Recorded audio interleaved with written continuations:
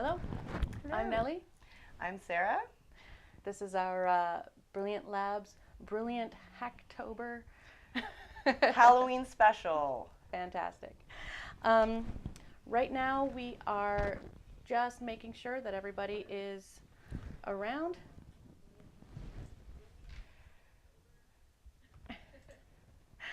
And yeah, give us a shout out if you're here. Hello. Fantastic. All right, I'm going to try a chat and we'll see how we're doing. Hello. Awesome. Perfect. So we're going to begin our live stream today with a very brief recap on our very exciting trip to World Maker Faire. We had over 55 people come from across Atlantic Canada. So I have a nice little slideshow to show you, Nellie, if you will bring our slideshow up. Here we go. Okay, so we're going to go to the next slide. So the Brilliant Labs team returned to World Maker Faire in New York City for the third time in a row, this time with the largest group yet.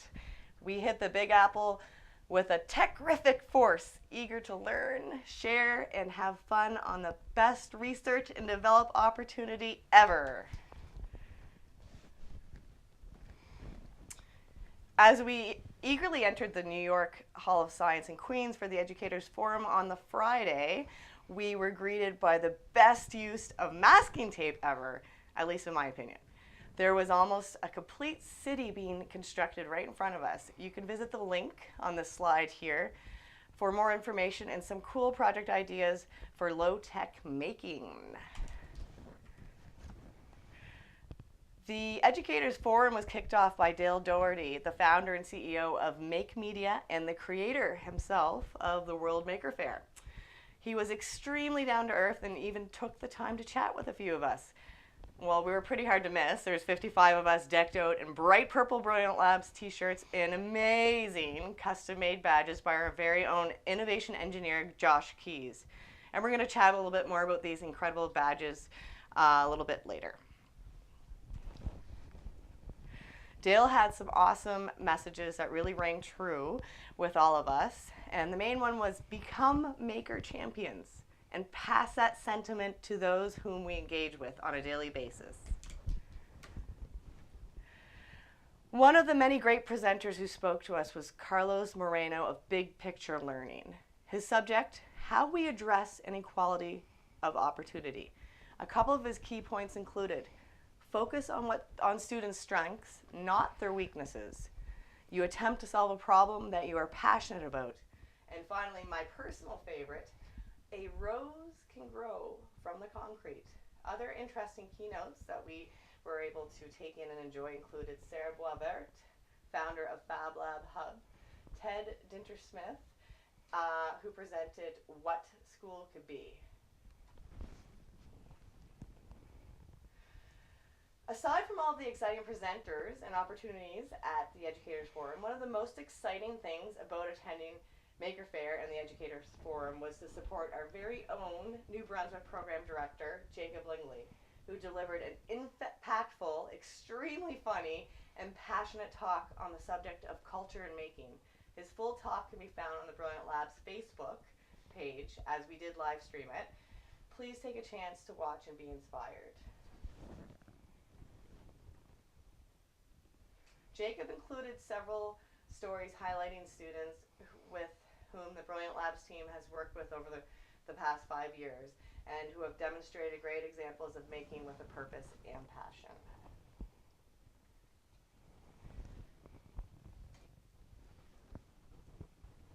So, back to the custom badges. So a lot of people took note of these while we were at Maker Faire. A lot of people were tweeting about them. Garnered a lot of attention. These were controlled by microbits, one of the fun, cool microcontrollers that we like to use with our code activities. They had a battery pack to power them and an LED to represent each of the Brilliant Labs staff members who were in attendance. So the lights on the actual metal badge part would change based on the wearer's proximity to a team member. So, for example, if I was close to Rachel, it would light up red hot. As we moved away from each other, it would be more blue. They attracted a lot of attention from the other makers, as I mentioned, members of the media, including an interview with myself and Rachel by Hackaday after they noticed our bright badges and other wearables at one of the wearable session talks during Maker Faire. On the Saturday and Sunday, we attended the Maker Faire grounds, which were also in the New York Hall of Science property. We visited many super cool displays, vendors, saw the latest innovation in the maker world, and attended informative sessions on everything from robotics to cosplay, which is something that we're going to look at incorporating more this year because there's so much interest in cosplay, isn't there, Nellie? Oh man, I'm a big fan. So we were fortunate enough to even meet some of our tech idols, including the founder of Prusa Printers, Joseph Prusa, and Jacob totally fanboyed out on this one. But can you really blame him? This is 3D printing royalty. If you're not familiar with Prusa Printers, you could take a look at the link on the slide. And then Rachel and I really enjoyed Sophie Wong, who's very well known in the wearable technology area of maker education and just making in general.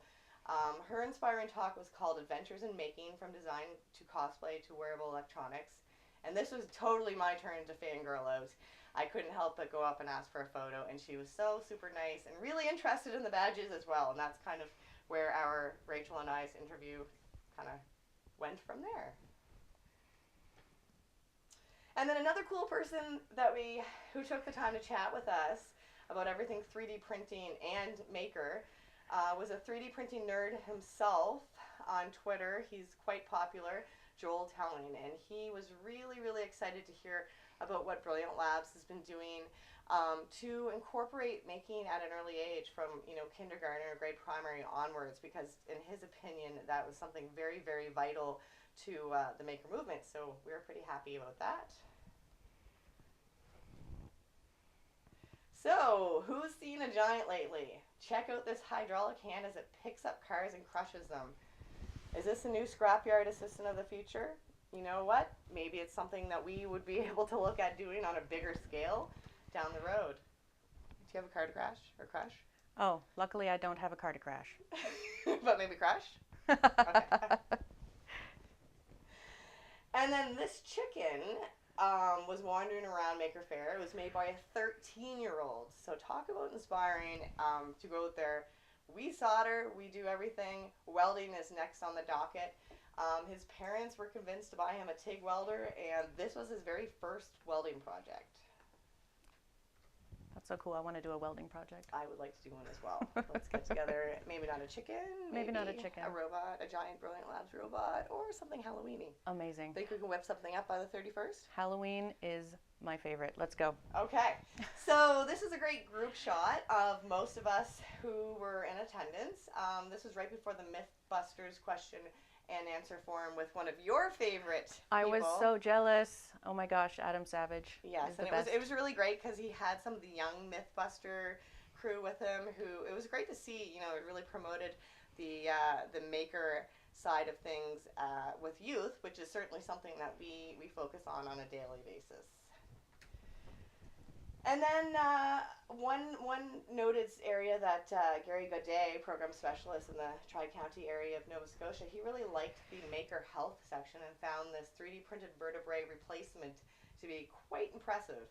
Companies and medical groups with health centers are working with various materials and taking on challenges like sterilization after production prior to using in surgery. Oh, wow. Love how this is going. So we did collect lots of freebies, but the most valuable thing was truly the experience of being immersed into the ultimate maker world. And for that, we are so lucky to have the opportunity to do that. And as you can tell by this very brief recap, and there will be a more extensive recap to come, that World Maker Faire is truly the greatest show and tell on earth. And that's a wrap. And I just have one quote by one of the teachers in attendance, Mr. Nick Baswell. And I have been inspired by the Maker movement and the impact that it has had on the students and the great possibilities for the real world learning and passions that will last a lifetime. And Nick Baswell is a grade 5-6 teacher at Kingston Elementary in the Annapolis Valley Center for Education. Awesome. I think. Oh, which way did that thing go? Did my mic shut off? No, we're okay. We're Okay. still live. Okay, we're still I'm live. just looking for your slide here. Oh, there we are. There it is. So we do have some innovation on the horizon. So some of the Brilliant Labs challenges for 2018, obviously we have the Brilliant Hack-o-ween hackathon that's ongoing, and it's going to be finished by October 26th. My mic's on. Autonomous Vehicle Challenge, Create a Tablet Challenge, Renewable Energy Challenge, Wearable Electronics Challenge. So keep an eye open for those. And then we also have some other upcoming Brilliant events to share with you. So we did, like I mentioned, we have the Hack-o-ween Challenge that we'll be talking about more during our live session today. A reminder that submissions are due by October 26th, and you can reach out to myself or any other Brilliant Lab staff via Twitter, email, social media that we're on, so that you can get some help, assistance, possibly even project funding from us to make sure that you have the hackiest Halloween possible. Techsploration round robin involving Brilliant Labs will be happening tomorrow in Halifax. So I'll be with several young ladies from across the province who will be learning all about everything that we do. Then we also have some Halloween live streams coming up on October 30th and 31st. So please do stay tuned for more information via social media for that. And then of course we have the 3rd annual Halifax Regional Center for Education Innovation Day on November 2nd and 3rd for any teachers who may not have already signed up to attend or present. You can find out that information through TILT HRCE. And then, of course, we have STEM Fest, a very long-awaited event that's coming up in November 2018. Brilliant Labs is very excited to be presenting each and every day with some really cool workshops involving the microbit, and we're really pleased and excited for that. So the whole Brilliant Labs Nova Scotia team will be there, and I'm sure we will see some students and teachers who may be tuning in right now. So thank you very much for the recap of the Maker Faire, and I'm really looking forward to the larger Maker Faire recap that's coming in the near future. Ooh, okay, cool. I didn't even know about that Maker Faire recap. Awesome. All right. All right. Hey guys. So I am Nellie, back again here, and I'm just going to send Sarah off for a second to get some batteries, and I will just be right back. Thank you, Sarah. And I'm going to show you something that we made on our, something that we made. So actually, it was Sarah who made this, and it is, let me show you what my hands are doing. It is this really cool 3D printed magic wand thing that she's put together, and because we have a bunch of different tech things, we just wanted to share with you some of the really cool things you can do and hack during our innovation challenge for Hack-o-ween. For sure. So this would be more of a kind of lower tech. You can design your wand design in Tinkercad or Morphe or one of the various other 3D CAD design programs. And then what we opted to do was take a wooden dowel and wrap it in orange tape, and we printed off just a plain circle in glow-in-the-dark filament, and then we added a cat. So it doesn't have flashing lights like we normally do, yet, but you could certainly add something like a Circuit Playground Express. You could do a simple circuit, which is a battery and some LEDs. So this would be something, that would be suitable for the lower grade levels, but if you want to take it and ramp it up to something for like junior high and high school, you could have it like flailing around somehow, add some servos. It could, the possibilities are limitless, completely limitless. I love it. Thank you for bringing that. No problem. I love that cat. Where did you find that cat design there? Well, that was one that was, you can find that cat design on Thingiverse.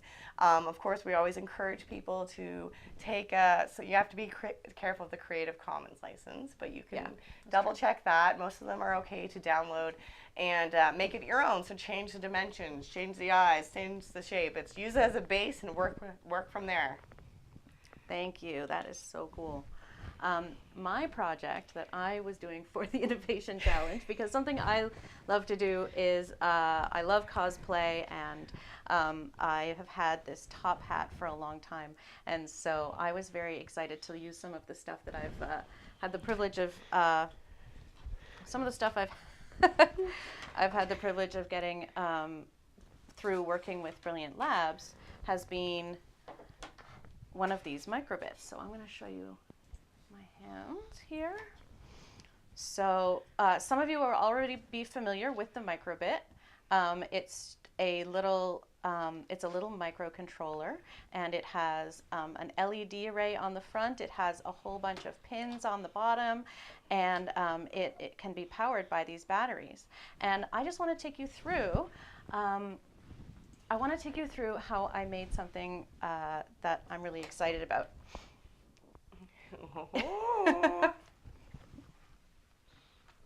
Is my... I knew you were going to have something in your head as well. Of course I was going to have something something probably not as heavy as what's going on here, but... Okay, but wait. There's more. Did it do it? It did it. Okay. Alrighty. So, I programmed it to be able to light up with a rainbow when I press A. When I press B, it turns off. Yep, it turned off. Yeah, it turned off. And when I take a bow, shake it around, is it working? Is it? I think, there we go. So the lights rotate. Can you see it? Yeah, there we go. Yeah, there you go.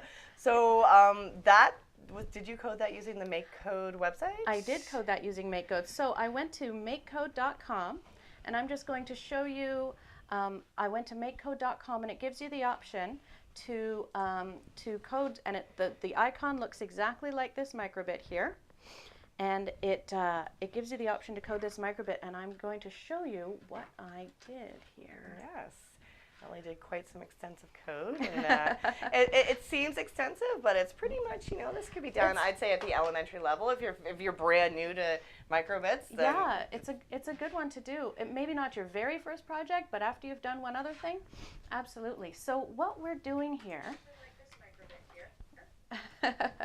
what I did is you start with, I want to be able to press something. So I want something to happen when I press button A. So I'm going to have something for button A, and I'm also going to have something for button B. And that's just turning on the light strip and turning off the light strip. So something's going to happen on button A, and something's going to happen on button B. And in order to tell the computer that you want to use a NeoPixel light strip, you have to input a NeoPixel thing to add on top of it. So when I go down to advanced here, you can see I can add a package, and I can add the NeoPixel package right from Adafruit.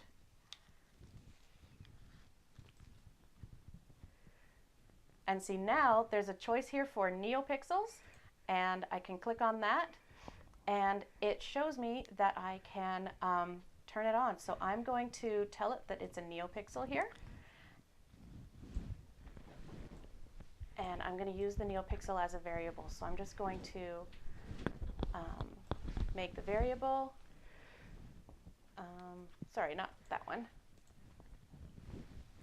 I'm going to set a variable, and I'm going to make this one,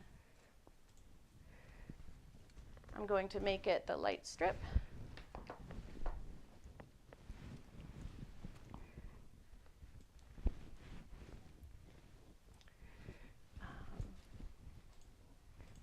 There we go. So now it knows that there's a light strip in there, and now I can use the NeoPixel settings to tell it what to do. So I'm going to set the brightness under More. I can set the brightness here, and I'm going to do that for both button A and button B. Where's the brightness? Under More, set the brightness. And I'm going to lower it because I know my battery doesn't like to go all the way up for 225 with all of my 30 pixels. Because I mean 30 LEDs. And so once I've set the brightness, I'm going to make it show a rainbow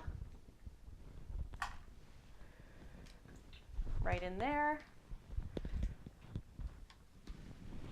And for the I'm going to tell it to clear when I do button B. So button A is show a rainbow, button B is clear, and with the NeoPixel you also have to send show as well. So that's going to tell the NeoPixels what to do. Show. And with these simple instructions right here, that's all it takes to get your light strip to go on and off. And it's pretty exciting to be able to make your own rainbow light up. I love hat. it. You could add that to like a. You can add it to your sneakers. You could add to a belt. A belt. A headband. And when you are walking around on Halloween, it's always a good idea to have something bright, maybe even bright and flashing, and to be able to.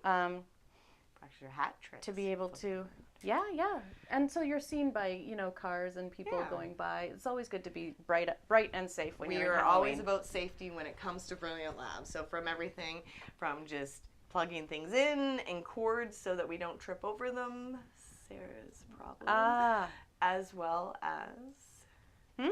I'm just talking about safety. So I'm tripping over cords. It's a big thing for me, but being bright in the dark so we can actually resolve. These are some real world problems that we can resolve using LED strips.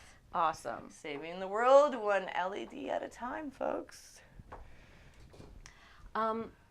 So what I also did with this hat is I made it so that you can, when you shake it, it's going to make the rainbow spin around the hat. And I did that using a little bit more code, but I think we don't have a lot of time right now. No. But if you're interested, I will post a picture of all the code that I did, and let me see. I'll post a picture of the code that I did, and the only thing I did to attach this is I actually attached it using rubber bands onto this hat. So I put the 3 pins from the NeoPixel onto the microbit. This one, the black is for the ground, the red is for the power, and the white is the coding that goes in, and I have it on pin 0, and you'll see that in the code. And then because I didn't want to glue anything to my microbit and I didn't want to glue anything to my hat, I just use elastics. And when it's nighttime and it's dark out and the light is so bright, you won't see the elastics. And if you want something more permanent, you can definitely use a hot glue gun or something like that. It's okay to hot glue gun microcontrollers, but I really like your adaptive way to just kind of do it. It's a lot quicker too. So if you've got a hat and you think, oh, I've got a NeoPixel strip, I'm just going to throw it on there. Way quicker to use elastics. Way quicker. And I saw someone on YouTube who had taken these NeoPixel strips, which, by the way, look like this. They had taken the NeoPixel strips and attached them to their sneakers, and then they had also made their sneakers with a little a switch attachment on the heel, so that when you stepped on the ground, it turned on the NeoPixels. Hey, that's like really make neat. your own light up shoes. That's It's so cool. Definitely something that's been on my to-do list for a while. Wanted like a dressy pair of light-up shoes. So it's not a whole lot of things going on in the market. So that might be something we can consider to add to our Brilliant Labs brilliant outfits. Oh yeah, I love it.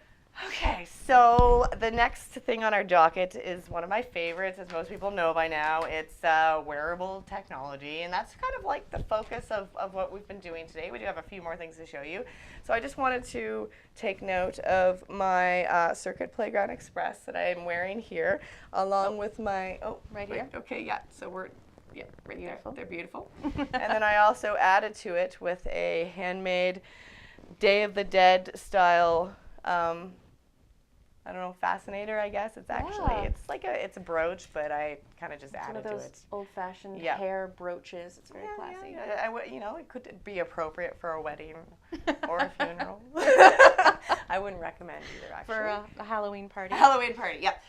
Okay, so that was pretty simple. I again used Microsoft's Make Code to code it. It's a simple drag and drop graphical interface. So I mean, that's all you literally have to do. It's the same idea as what Nellie had shown you there, except instead of selecting the microbit, you choose a Circuit Playground and you go in. And we're not going to do the actual code for that, but if you're interested in what I did to do it, and I also have another example here. Ooh, here we has can do actually 2 boards on it. You can show it underneath here.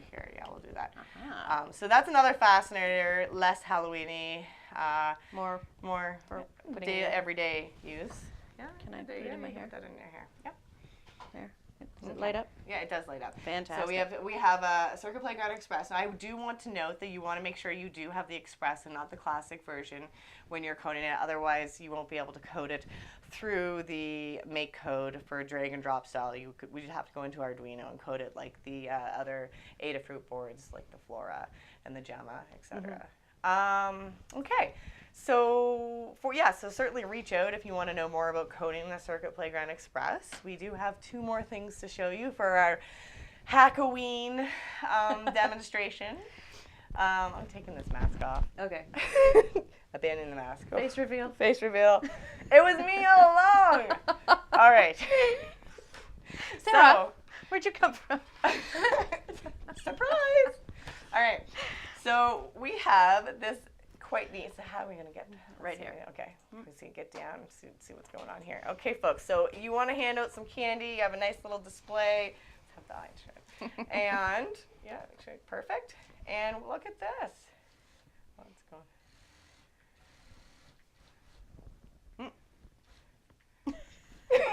Focus. Okay. Focus. We need to. There it goes. Okay. It's focused. So we actually have a treat. So what we're going to show you here, that it's a treat thing, but can you guess what's underneath? Ta-da! It's an M-bot! Our friend the M-bot. Fantastic. So we decided to cover him over, and you can actually kind of scare people with a moving treat thing. Or I had a pumpkin. Do you want to hand me the pumpkin? Oh, yes. Yeah, so I had another idea that you could just have a regular... Here, I'm going to put our face one down so they can see it. it. Sure. Do everybody a favor. Joking! Okay, so what I wanted to do here was to have just a regular old pumpkin with maybe some leaves. Maybe you can even do this early on Thanksgiving. Put it in a centerpiece, there's a nice pumpkin, maybe not carve it, and then decorate it with leaves so you can't see the M-bot. And then you just fly the... Okay. So it has to. Okay, M-bots have to be facing it. I don't even know where the face of it is. Anyways, can you imagine? There it is. We've got to turn around. So maybe you drive it forward. I'll do it. And could you imagine middle of Thanksgiving dinner, and all of a sudden your centerpiece just goes flying through, and it's a nice little surprise. So it's an early Thanksgiving prank, if you will. So that's pretty simple, especially for people who are just new to drag and drop code. You can go in and you can use the M-bot with the make block coding or M-blockly. And then there's also the option to use it with JavaScript, I believe it is. Arduino IDE, sorry. So yeah, I mean that's an entry-level kind of hack and kind of a prank to play, but you can certainly take it and practice your Arduino skills by moving on from drag and drop to that. And make sure your batteries are fresh in your MBOT. Yeah, and make sure the payload, so that the pumpkin with the hat was kind of a little bit difficult. I don't think the MBOT could actually handle that much. So you might consider making a pumpkin or like lessening the weight. If it's a fake pumpkin, you could cut more off the bottom. You just kind of have to test that, do a little bit of physics to figure out what works best. Okay.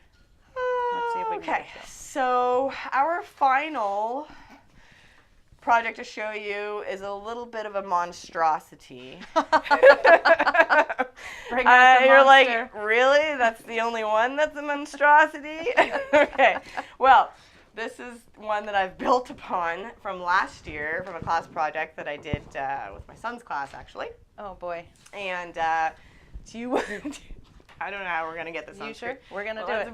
We're bringing it over. So this is using the. Here we go. Put that up.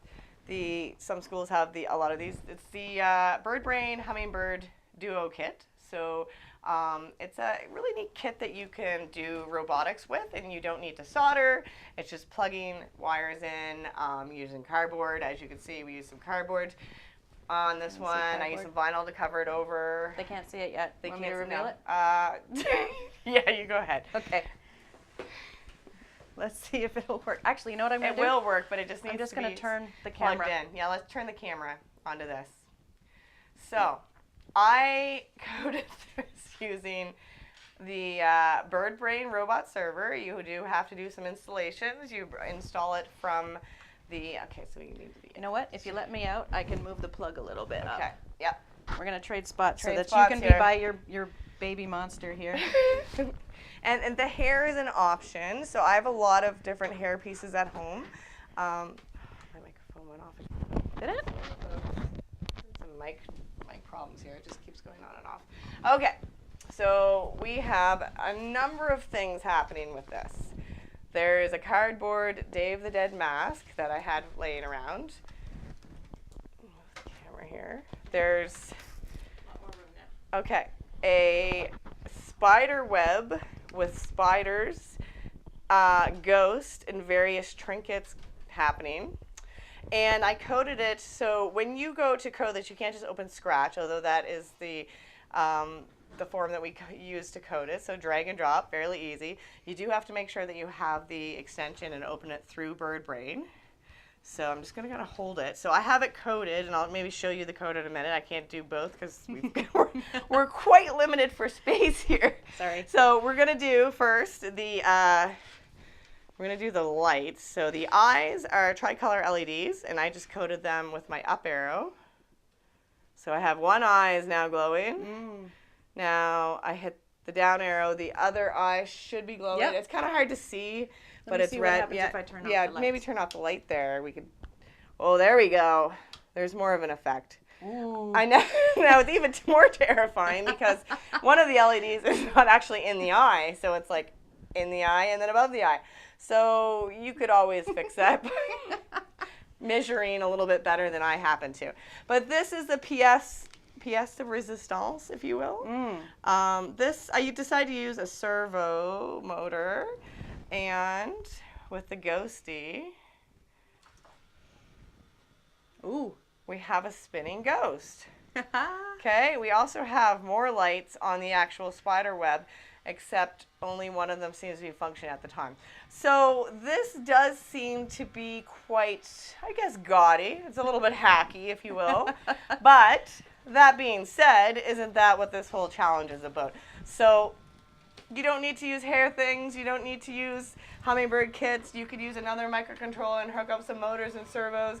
But you can certainly use a lot of imagination, as I did with all of these all of these things were found things. I did not buy anything other than Brilliant Labs supplied me with the hummingbird robotics kit to make this. And I think the ghost is being wrapped around everything. There's just so much going on here. I'm going to stop it. Yeah. But yeah, so maybe not the most beautiful thing that we have on display today, But it certainly is creative. and terrifying. Yes. So, and isn't that what Halloween is about? So I love it. Okay. Creative and terrifying. So we Brought to you by Brilliant Labs. There's a lot going on here, folks. But I think that sums up our Brilliant Labs live, YouTube Live. Fantastic. Today. It was Nellie and I's first one. We didn't talk about your... Oh, that's okay. Okay, so we got one more thing. We have a badge for Nellie. Badge. And it is her, so it's another found thing that I put together last night, glued on a microbit, and we coded it using Make Code. Let me turn that thing down. Yep, turn it down so we can see, see all the way down. There we go. And we just coded it to say trick or treat. Very slowly. But you could also just say your name, whatever you'd like to do. Another thing that would be great to wear trick-or-treating, add to your costume, and also light you up for safety reasons. Yeah, absolutely. All right. Well, thanks, guys. It's been a splash. It's been a splash. We're the dynamic duo from Nova Scotia. Nova Scotia, Brilliant Labs. Brilliant Labs representing. Thanks, Josh, for the wonderful badge. We'll hopefully be releasing some more information about how that could be a project that you may tackle in the future.